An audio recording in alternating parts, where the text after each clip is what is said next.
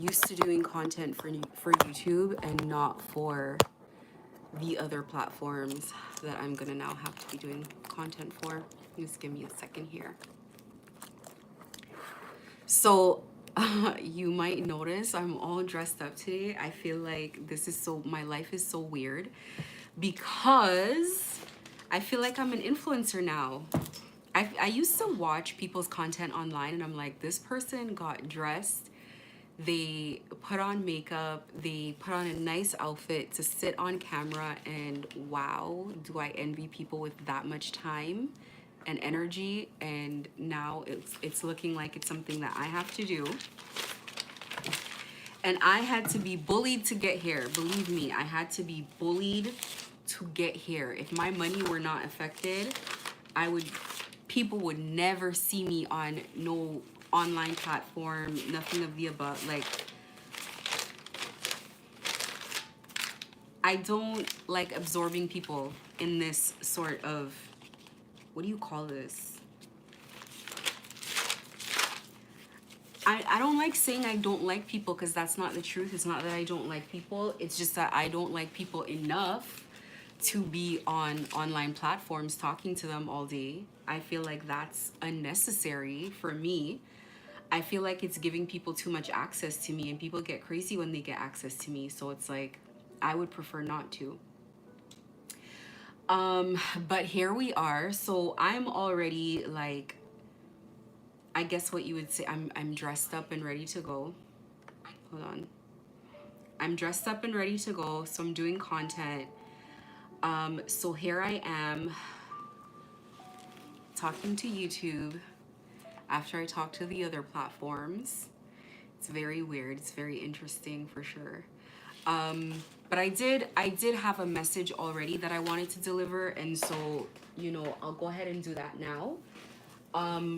Give me a second here. This is like my office space right here, so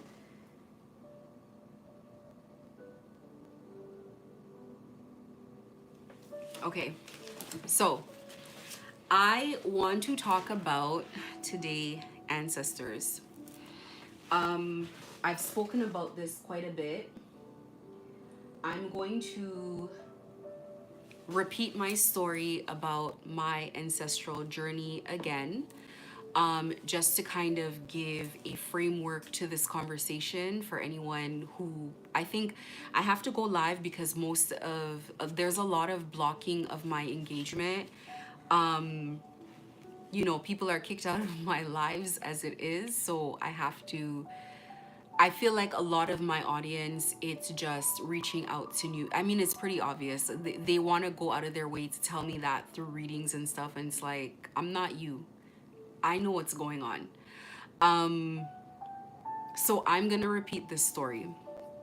So when I was going through my gang stalking sort of phase, my gang stalking journey, whatever have you, as I was going through this, my grandmother had passed away years prior, and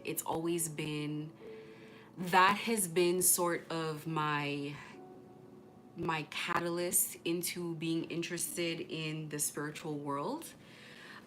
It really just came from me wanting to have an opportunity to have closure with her. So I wasn't able to be in the country. I wasn't even old enough yet. When she passed away, I wasn't able to be there. And it was something that has burdened me emotionally for a long time because I feel like I wasn't able to say goodbye. It's been something that's been really tough. Now it's not anymore. But the first time that I got brave enough to go see a psychic was because I wanted to ask if my grandmother was mad at me. And that was my only intention with going there. I don't know, maybe people wanted to know, like, will I get married? Will I be rich? I didn't care about any of that. I just wanted to know, would she be mad at me? Is she still mad at me? Is there any way to apologize? Is there any way to let her know that I love her, that I'm really sorry, that I wish it never happened, etc.? And when I went there to that psychic, she actually spoke back to me, and she talked to me about so many different things. And that is where I first found out that, like, look, I didn't know I was going to be gang stalked, but by the end of that reading, the psychic wanted to was like chasing me out the door, begging me to do some sort of a cleansing on me. This lady was irritated that I said no. She's like, no, you don't understand. I refused the cleansing, of course, because I was still nervous. I was very new to this sort of thing, and I was just like, I don't know what this is, but I don't really trust people to pray over me or whatever the case is. I'm still like that. I still don't want people to pray over me right now as it is. But I remember just my grandmother saying, like, she wasn't mad at me, she understood.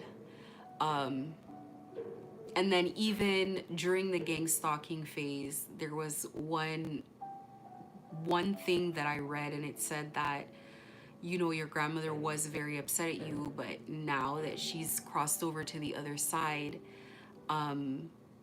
she understands now. So that has been an emotional burden that I have carried for years because I was young. But you know what?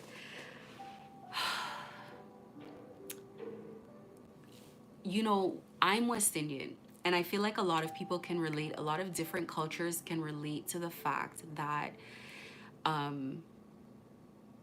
those of us who are older, you know, our grandparents, some of us even our parents, some of us even us, we don't express our feelings and our emotions the way that, you know, I am way more emotionally expressive, I feel like, than my family.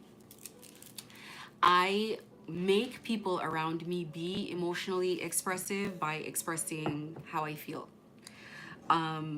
I put them on the spot. I ask them if they love me. I ask them how they feel. I tell them how they feel. I say it all the time. I'm very affectionate, but that is not natural to, you know, not just my family, but I want to feel like it's like a cultural thing. And so I feel like even I didn't understand at the time just how much I meant to her.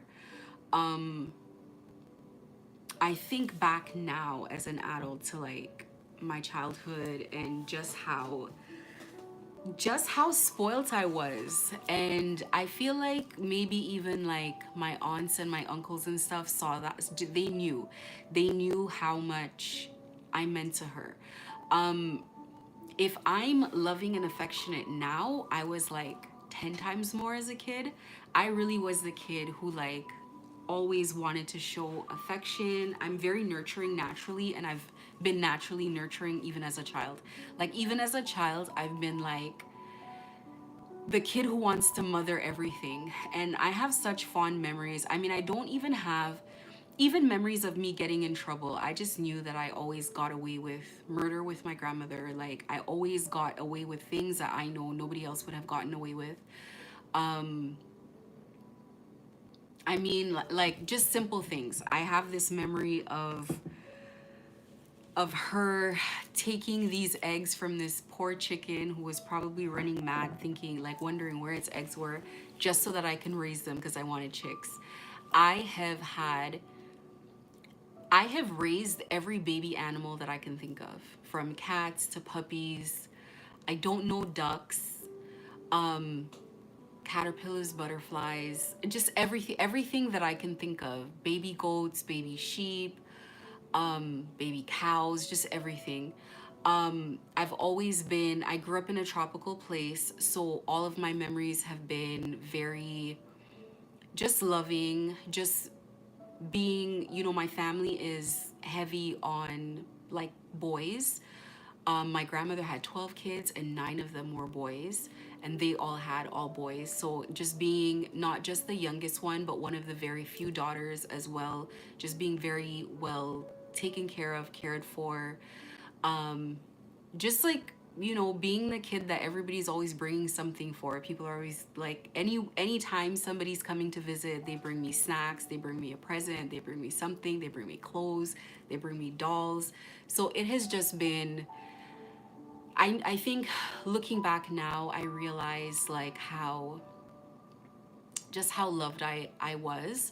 I think when you grow up a certain way, you don't you don't, it just feels like it's normal for you, and so that works itself into your personality. So I do tend to be very relaxed and very loving with people, and very used to be more trusting.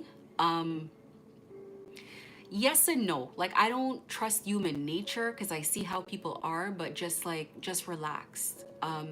Very shocked sometimes with the way that people behave as well, because I expect people to be kind. I expect people to like have manners more than anything, because when you grow up in these kind of environments, you're expected to have to be very well mannered. But just coming kind of full circle with being gang stalked and just kind of being gaslit a lot, and seeing people purposely going out of their way to be being very rude and stuff like that, has been just, it's been very jolting. And we didn't grow up like that. And I just feel like, and I'm not saying it's not possible where I come from, but at the time that I was growing up there, I'm not sure that it would have been as easy to get people to agree to something like this. So it's just been such a weird journey. So it's almost like I realized more after she passed away how much she loved me. And because of the fact, I panicked, like, internally, hearing that she passed away and that I couldn't be there, I couldn't have a last goodbye. And so emotionally I kept searching. And it was enough that I would accept spirituality, that I would explore it. I feel like, had it not happened, I wouldn't have tried to look into spirituality. I wouldn't have been so open. I really needed that closure. And I'm not a person who needs closure from a lot of relationships closing, but that relationship, or ending, I should say, but that relationship, I truly, truly, truly needed to know that she was okay, and that she had forgiven me because I didn't forgive me. And so reaching out, I guess, and just kind of talking to her, hoping that she's on the other side, hoping that she's hearing me. When I finally did that, it's like, I talk about this in other videos. I felt like she reached back out, and it had been, you know what? You really have to have someone very, very important to you pass away to truly understand how it feels to need to feel that someone on the other side just, that you need to continue that relationship, that you do not want that relationship to be done. If you have someone significant that's passed over, then you absolutely understand, like, just talking to them. And so I feel like that has been the deepest part of my prayer life, is just speaking to my grandmother. And so that's how my journey started on my prayer life. And she has really, and I know that I have other ancestors out there, but she is primarily, my, she's one of my top focuses. And I don't think she's going to be the only one for the rest of my life, but for now, she is very much a focus. She's very much a presence that I need close to me. She's very much, I feel her with me. She's with me. I want to talk about ancestral worship. I want to talk about just moving into looking at spirituality differently than we do now. So I come from a Christian background. That's how I grew up, Christian and Catholic, kind of interchangeably at times. And so you really look at God as, first of all, a male figure, and second of all, a figure who is very far away. God is a presence who you kind of just connect to here and there. I shouldn't say here and there. I feel like, at the time that I was serving God as a father figure, or praying to God only as a father figure, I just didn't feel the connection in the way that I feel the spiritual connection now. And I feel like maybe a lot of people kind of feel that, and possibly that's why people maybe might give up in their spiritual journey, or they may not connect as much as maybe they should. I know that when I was praying to God as a father figure, it wasn't really in a very connected way. Sometimes I wouldn't see results, or possibly I wouldn't see results as quickly as I wanted to. It just wasn't, it didn't feel to me like a very real relationship. I feel like that it's like that for a lot of people. I feel like it's like that for a lot of us, where you kind of give up on it. And then, that's where a lot of people find themselves saying that like God isn't real. And in my gang stalking journey, that I can come here and talk about how real God is, it is because I found God in a very real way. And my relationship started off with my passed over grandmother, and talking to her and being like, so first of all, to back it up, I used to talk to her from long before. So I was led to go to that psychic, or I felt I wanted to go to psychic for a long time. I was scared because I'm like, I don't want to open a door to like any weird things happening in my life. Like I have, it's not like I had enough going on, but it's like I don't like opening any new problems. So I was scared to go. So when I first went in there, this is a story with the psychic. I wanted to go for the longest time. I went on a trip, and I remember it was a girls' trip. And I remember I asked the girls, I was like, would any of you guys come to a psychic with me? And they were like, no, I'm not going to go to a psychic. I don't want anybody to read my life. And then I didn't really get discouraged, but it was kind of like I put it off. And then I remember one day, I was at work. I worked a corporate job, and I would have like, we would have to go sell to businesses. So I was in business to business sales. And I finished my meeting early. They had no interest in what I was talking about. They were like, we don't care. We don't want to spend any more money, blah, blah, blah. And so I left. I left early, and then I drove past this psychic place, and I saw it, and my head was like, go talk to her. And I was like, so I did a U-turn. I drove in, barely could get good parking, almost got my car towed that day actually. And I sat with her, and as soon as I walked in, I was like, listen, you guys don't like worship the devil or anything here, do you? And she's like, she laughed, and she's like, no, of course. She's like, we pray to God and stuff like that. So I was like, okay, no problem. I sat down with her, and I was skeptical the whole time. So she's telling me things, and oddly enough, everything she's telling me, I kind of intuitively already know. So she's telling me about different loved ones that have passed over, and she's telling me about you're very protected and all this. And then she gets to something that she sees that disturbs her. And she's like, something's gonna happen to you. People are gonna be very jealous of you, even if they don't want to be. People are gonna envy you. It's gonna get really bad. It's only gonna get worse as you get older. And she's like, I really feel like you should get a cleaning. I wanna do a cleaning on you, etc., etc. And I was like, no, I was like, listen, I don't know if you're trying to upsell me on something, but I barely wanted to come here. And she gave me this really long reading, and I feel like it was only supposed to be like a 10-minute reading. It went to like 30 minutes or like almost an hour or something. It would like went way past. But part of the reading, she was talking about my grandmother, and that's where I started to be engaged, because she was annoyed. It's like, this person comes to get a reading and they don't believe in anything that you believe in. I didn't believe in like mysticism or any of that at the time. I didn't even know if I was intuitive. I didn't know any of that. I just knew that I just kind of wanted to talk about my grandmother, and it had been something that bothered me. So as soon as she gets to my grandmother, I start like crying, snot coming out of my nose, like losing it. And I was like, does she know I'm sorry? Does she know that I didn't mean it, etc., etc.? And she's like, yes, yes, yes, she understands, she knows, blah, blah, blah. And that reading was so crazy to me. And she told me, she was like, when you leave here, don't talk about any of the stuff, just keep it to yourself and figure your stuff out and whatever. But I am seeing exactly what she was talking about in my life today. The gang stalking is not just gang stalking. Like, they're not just, it's like envy. Jealousy is not enough. It's not enough to say that people are jealous of me. It's like envy.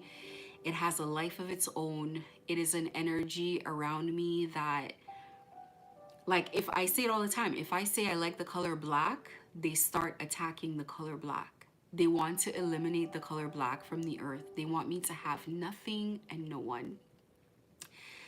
And, you know, getting in connection with my ancestors, they are in an uproar. They are in a rage about this. It's like they are just upset. I feel like, obviously, if someone read it in my energy, and this was years ago, this was a lot of years ago, this was before I even had my business, this was that long ago. So if someone read it that long ago, then obviously it's something that I feel like was destined to happen. And you know, I'm walking this journey, and I cannot for the life of me be like, why is this happening? Where is God? Like, I have moments where I'm like, when is enough gonna be enough? And I have moments where I'm like, why is this man still breathing? And I ask this question, and I know why. I know why. I know the end and how this is supposed to work out. And I'm so gracious. I'm so grateful that God has showed me, you know, this situation and, you know, why it's necessary. You know, just me even saying, coming up on here and saying, like, I had to be gang stalked into coming on camera. It's not me. I'm not interested. I know how people are. This energy has been around me for my entire life. It definitely body hops people. Whenever there's someone who's close enough to me, even if I'm in a relationship with this person's gonna envy me and be in competition, and it's gonna be weird. So it's not anything new.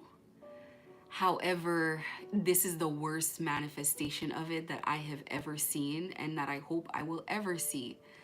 I hope that they kill this thing and that it never is able to come around me again. It is a very disgusting energy. It is a rapist energy in every sense of that word, and very quite literally. It's a pedophilic energy. It's an energy that has no boundaries. It is a very low vibing, despicable energy. And, you know, having to experience it is very, it feels like an assault. It feels like an assault on my person. That's all I can say. I just wish I didn't have to experience it. I'm trying to grapple with the fact that I am experiencing it. I'm trying to come to terms with it. A lot of times, just like talking to myself, I'm not always convinced of what I'm saying to myself, as far as like, okay, you got to go through it. I get it. I get parts of it, but I don't want to. Obviously, nobody wants to. Nobody wants to be. I think being gang stalked is one thing, but now it's like someone is in an uncontrollable obsession when it comes to me, and they are in a 24/7, 24-hour a day, including the night hours, 24-hour a day obsession. And I am all that races through this person's mind, and I don't know how I got here. I don't know how this has happened. Speaking of ancestors, going back to that. So I started my journey when I was first gang stalked. I was reaching out to, you know, my grandmother, as I had in times before, and I was saying, hey, I'm going through something. This is bad. I need your help. I don't know what's going on, etc., etc. And it was very odd, because it was like I reached out to her and not necessarily God the Father in that moment. But you know, our relationship had been up until that point so very real to me. And every time, it's like I reach out to her in not even sticky situations, because I can't say I've had sticky situations, but I've reached out to her before, and she's really come through for me on little things. And I put a pin in that to say, like, I'm a person who, you know, you don't have to do much for me. So it's not like I reach out and I'm like, let's get this big thing done. It could be something small, very small. And I feel like every single time she comes through, so why wouldn't I talk to her now? And so I get gang stalked. I'm talking to her, and it's my grandmother who introduces me to the energy that I call mother, that I really feel like, and I don't just say this, and maybe I don't know how it is for other people, but I definitely feel like this energy is like biologically kin to me. Like I am part of this, as like this is my soul family, and not in just like a metaphysical way, in a very real way. I've mentioned that, before. So, then I feel like it's my grandmother that opened that spiritual door for me. And, then I got introduced to other energies, and it's been a bunch of energies since then. It's been a ton of them that have come in and some out of my life. I've gotten really good in the past at being able to release. So being able to have something wonderful come in and leave on a high note. It doesn't need to fall apart to leave. It doesn't need to be a situation where I am like hurt and it has to fall apart to leave. So energies have come in very wonderfully, helped, given blessings, dropped off love, and then drifted off. And sometimes I go back and I say hello, and just say I remember you. And sometimes it's like, they just having that relationship. I think if you don't have spiritual relationships, it might be a little more tough to think about how a person might connect spiritually with energies on the other side. You connect through your emotions. You feel what they feel what you feel. So that is how you connect. It's not what I would have expected it to be. There have been times where I'm assuring them, like, don't worry about me. I'm gonna be all right. I'm doing well. I'm feeling strong. I'm good. Because they're upset. They're very upset about what I'm going through, and that upsets me. Obviously, when I'm upset, they're very upset as well. Feeling spiritual love from your ancestral family is something that you just have to feel it. So first of all, let me step back. Everybody, I would hope, has ancestors. If you have family members who passed away, these are your ancestors. I've talked about before in other videos that our souls, they travel in groups. So you come here with a family, and for me, I feel like the physical family that I was born into, other than my grandmother, I feel like not, I don't really feel like a familial bond with all of them. I kind of feel like it's just kind of, nah. Like, I feel like I just really had to be here for my grandmother. I feel like she is my soul family.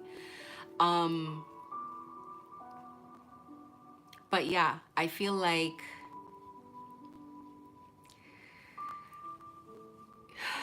it's a different relationship. It's a different relationship than how you feel about God. I have memories with my spirit guides. I celebrate birthdays, I celebrate death days, I celebrate special days that come up throughout the year.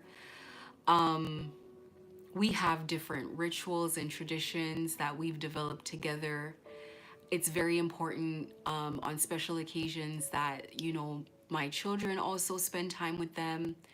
I remember, not knowing at the time, but thinking back now, times that they were playing with my kids as babies. Excuse me, how well taken care of we've been throughout the time. I was a teen mom, and I didn't necessarily want to be, but excuse me, I really feel like God took care of me. I really feel like God wanted me to be, that I had to have my children at the time that I had them, and I feel like God wanted me to have them. And then I felt like God took care of me, amazing care of me. Moving forward, I've always, lived very comfortably, had everything that I needed, and really just been developed into a woman by this energy that I can't see, that really sort of pushes me to take good care of myself, pushes me to develop myself, pushes me to work hard, pushes me to be resilient. And that is exactly what's happened here now.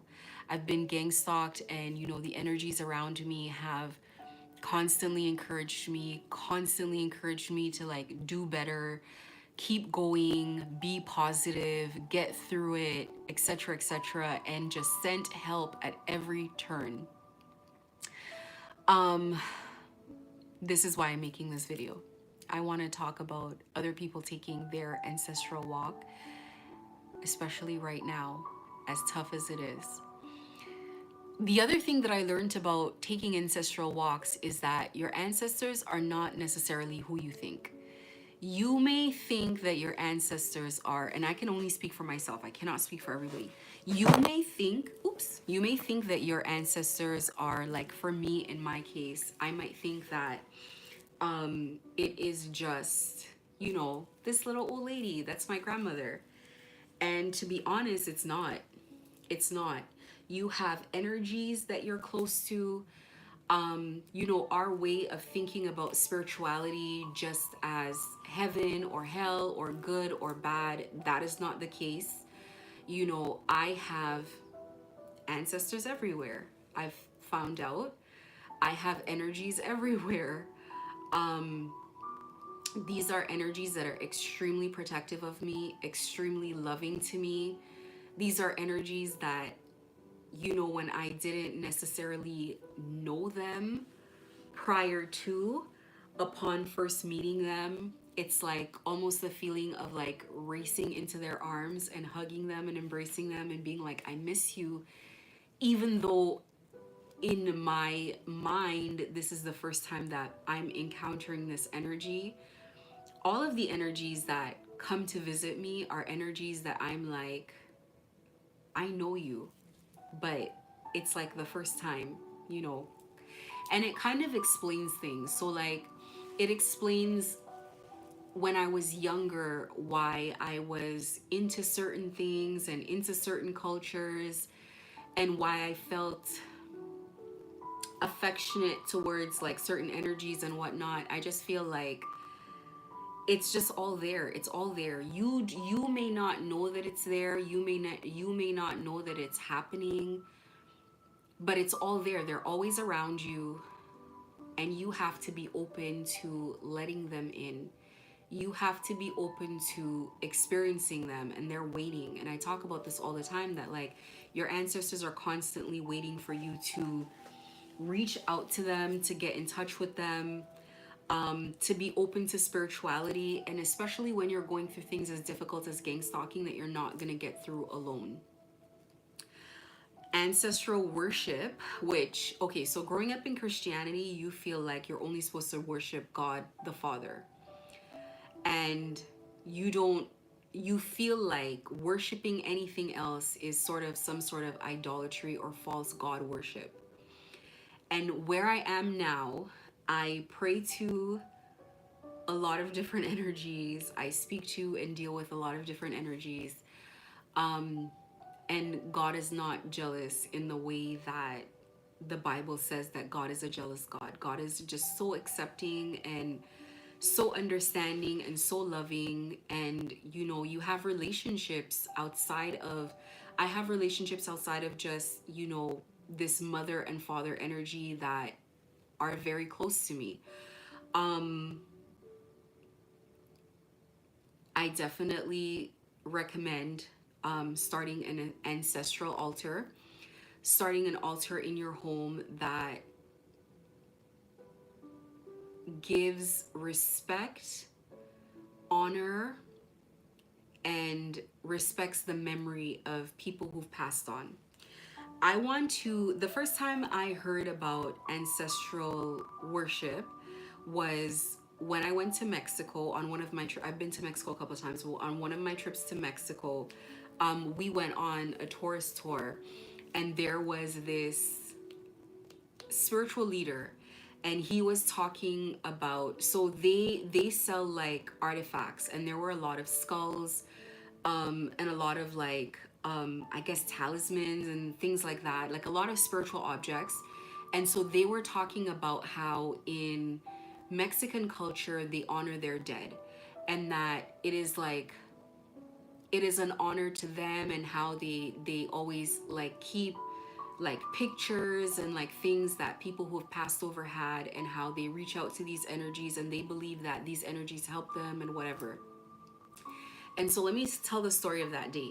So we went through, we looked at all the skulls and stuff, which didn't weird us out as much because he explained it, because he said like why they do all of that.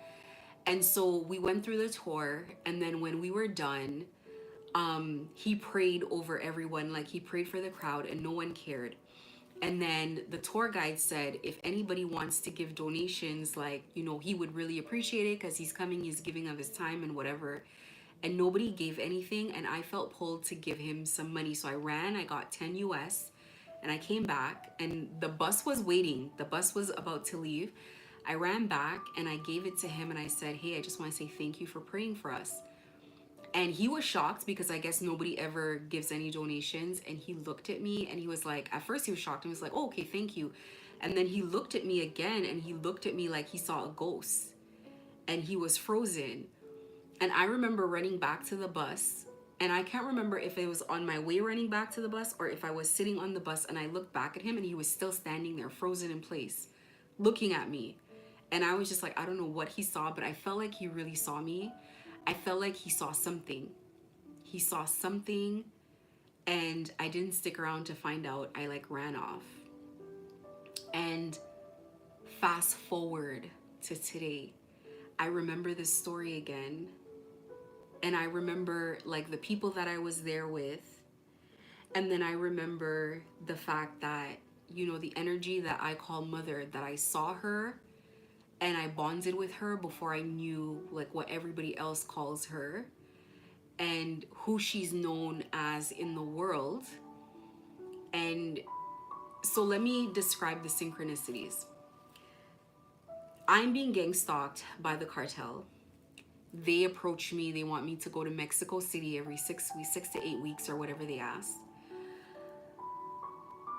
I meet someone who, this is how all of this starts happening in my life. I meet someone that I fall in love with, and then I get gang stalked and whatever.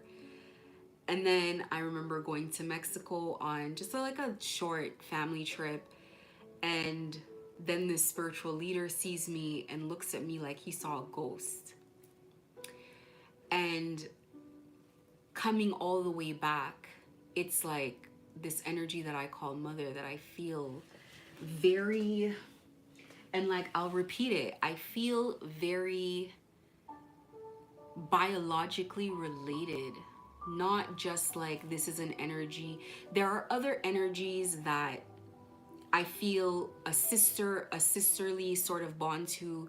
Some it's like a trusted friend, but this is like a parent. And so this energy, this is who they worship in the cartel. Like she's associated with violent gangs, and they use her energy, or they invoke her energy, or they call her name, is what I'm going to say, to persecute people in a very violent way. And so I've come into this sort of gang stalking journey, and I have no choice but to acknowledge all of the coincidences, if that's what you want to call it, all of these coincidences that I am going through, where it just kind of, it's difficult to deny that this had to happen, that this was unavoidable. It just seems like it was meant to be. So anytime I come to the point of like being resentful and being irritated and being mad, it's like I can't help but feel like this is just meant to be. I was meant to meet her in this way with these people. And so it's almost like, and first of all, I'm Black and I'm West Indian. I'm not Mexican. I don't have any sort of, I don't speak Spanish. I know 2 words, and I'm being generous. I know how to say yes, and I butcher everything else. So it's not like there is a real life like human connection other than these people that have come in to try to gang stalk me to be a drug mule. I have no other connection in any other way. And this is where I find myself. This is a situation that I find myself in. I say all that to say, really, as hard as it is to accept, everything happens for a reason, and it's meant to happen the way that it's happening now. It is a difficult thing to accept because gang stalking is so tough. It's so, for me, I deal with a lot of irritation now. Where it used to be scary, where I used to feel like, oh my God, like, how am I gonna make it out of this? Actually, let me backtrack. I never thought, how am I gonna make it out of this? I know that I just always have a feeling I'm gonna make it out of everything. So I'm gonna say that. But just going from initially being nervous, being scared, not understanding what's going on, in the middle being resentful of why I have to go through it, and then coming towards the end of it, just being irritated, like, what is supposed to scare me or deter me from working, or it just irritates me at best. And then I ignore it, other days, and it's just like, whatever, I just roll my eyes, it is what it is. But I've come so long to get here. I've come this far to get here. I want to encourage anybody being gang stalked, like, you have to take this walk. Like, there's no getting out of this. You have to take the walk. And what has happened is I've changed. I've changed. As I've changed, the situation has changed. As I've changed, the situation has improved. It's been incremental, just like with other struggles that have happened in my life. All of it has been incremental. It has not been everything changing all at once. So if you're expecting that sort of like change, I don't know, maybe other people, yes, but with me, I can just tell you it's been incremental. But it's been so significant and incremental that when I look back, it's been huge. I am nowhere near where I used to be, as in where I am now. This situation has brought massive change to my life, in that these changes that have happened, these changes I would have never implemented myself. I would have never voluntarily closed down a clothing stores in the mall. I would have still been there hustling, making it work. And I know that I could have made it work for sure. I would have blown up in my city. I would have had stores all over the city and then all over the world. That's how I know myself. So I know what would have happened. I know what my target was. And it just seems like that just wasn't the life that was meant for me. And I just had to come to terms with it. I had to accept it, that it just is what it is. I also have, I had to come to a place where I was like, meeting my spiritual family has been so worth it. Pause. Hey, you didn't get the thing? No, it was close. Okay. I had to get to such a place where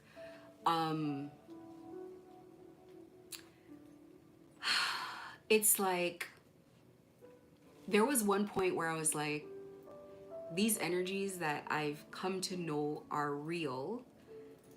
I am just go this way. Okay. I have come to a point where I'm like, I'm not saying I would ever want to repeat this cycle, but it's been worth it to have gone through this if I came out on the other side knowing that God is not just like reading the Bible and like a figure in the Bible and like not having a real connection and real emotions attached to it, not having a very real presence, not when you're able to go in the spirit and like really meet the energies around you and interact with them and know that it's real and see them manifest in your day-to-day life and see how they're always with you and how they're always working with you, it's been worth it to have this sort of growth. I know that I'm not the only person going through a spiritual awakening right now and a spiritual journey. I think everybody in this situation is going through a lot of lessons. I think that the roles are reversing, where it was very tough in the beginning for some of us, in my storyline, where it was very tough in the beginning for some of us, we're seeing improvement while it's becoming very tough for other people as well. So it is, I just have stepped into my purpose, into the person that I feel like I always should have been. But it's happening at the right time. Things are happening in the right way. I'm seeing it now that things had to happen the way that they're happening now. I'm learning to trust the process more. Excuse me, trust how things are happening. I went through the process of trusting that the things that I'm feeling and seeing around me are real, because I was asking myself if I was crazy a lot. I would go through all of these things and I would go to bed and I wake up in the morning, I'm like, I don't know, maybe I imagine this. I don't know. This is a lot. This is too much. But it's undeniable. I'm past the point of being able to deny it. I accept it. It is what it is. This is the life that I live.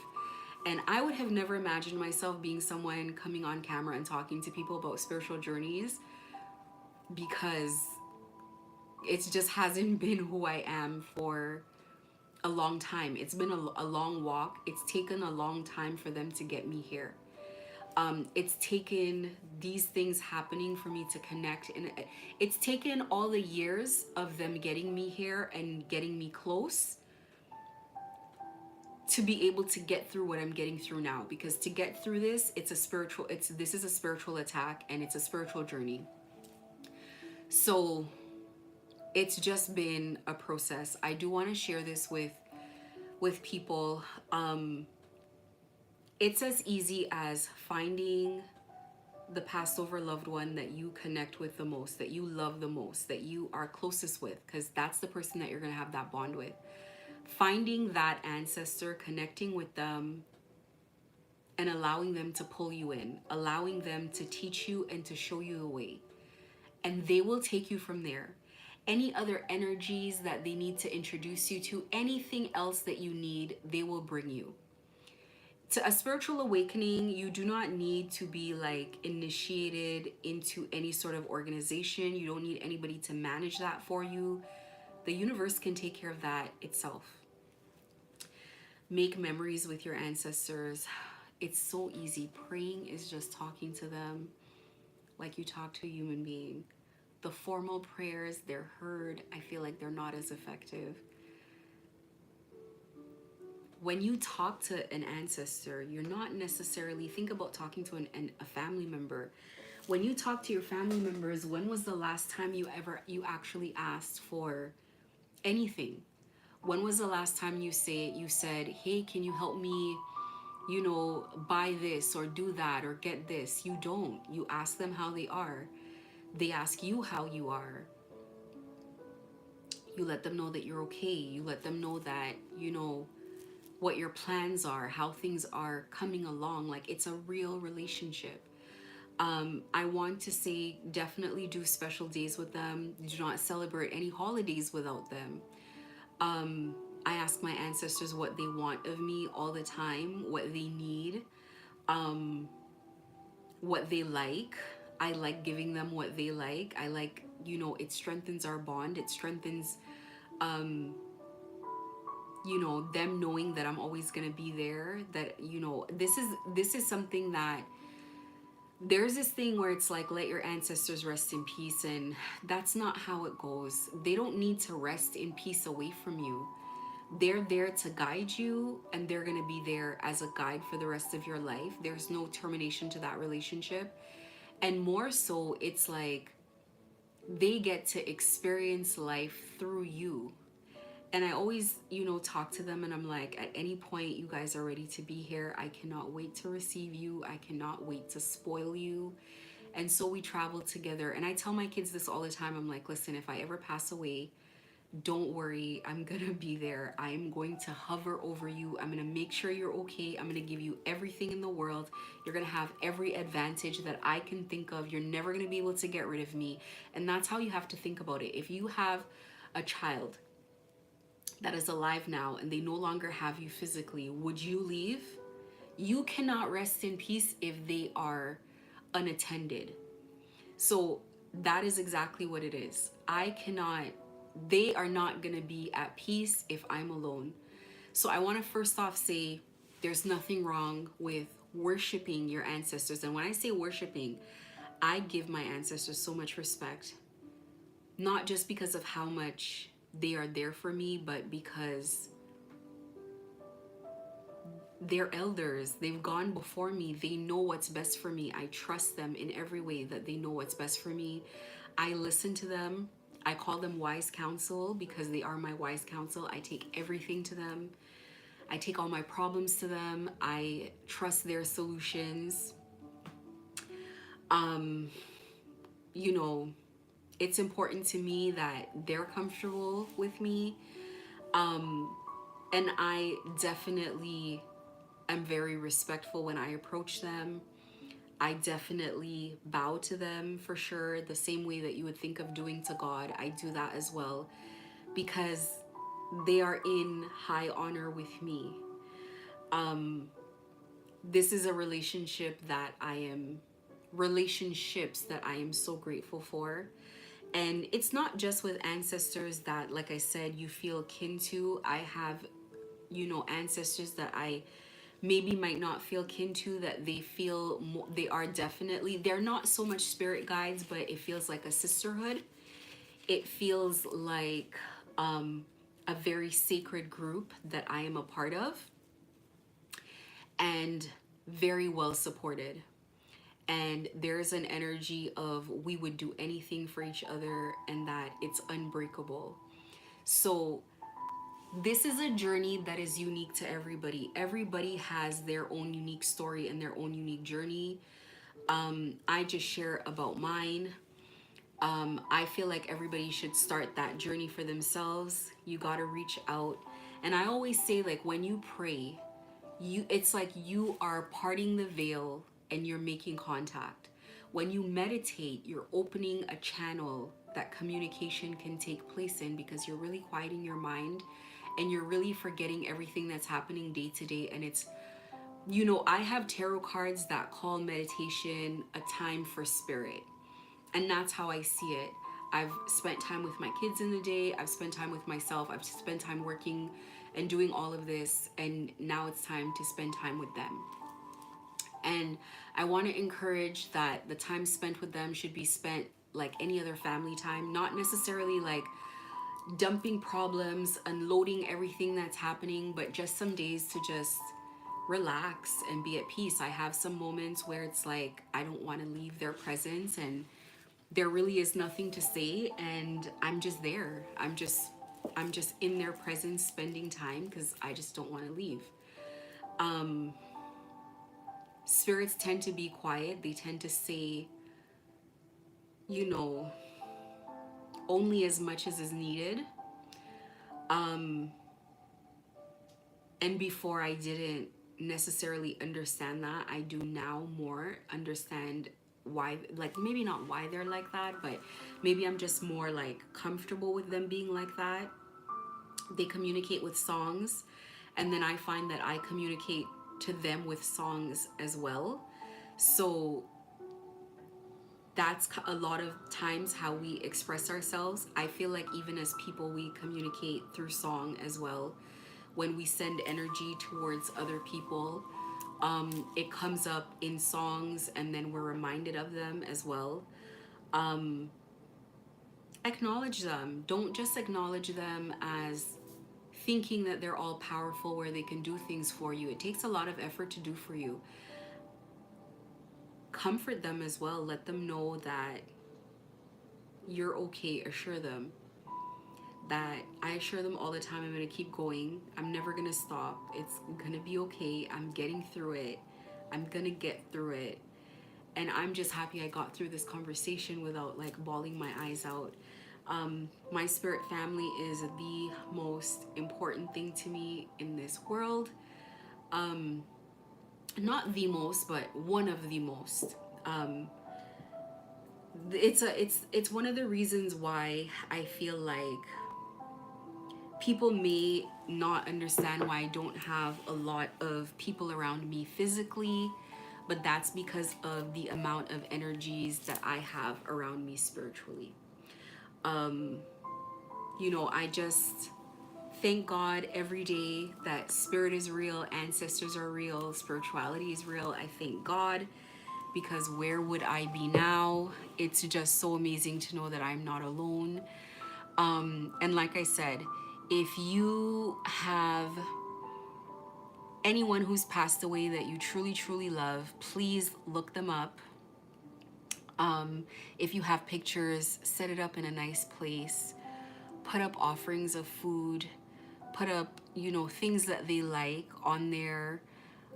Play music for them, you know, talk to them, spend time with them daily, let them know that you're there. Not just them hovering over you, but you also, you guys spending time together and making sure that, you know, they're okay as well. So, this is all I have to say as far as ancestral worship.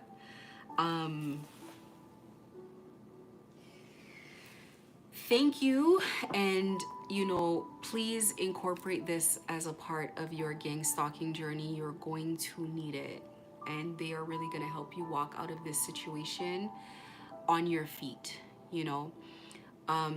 Again, thank you and have a great day.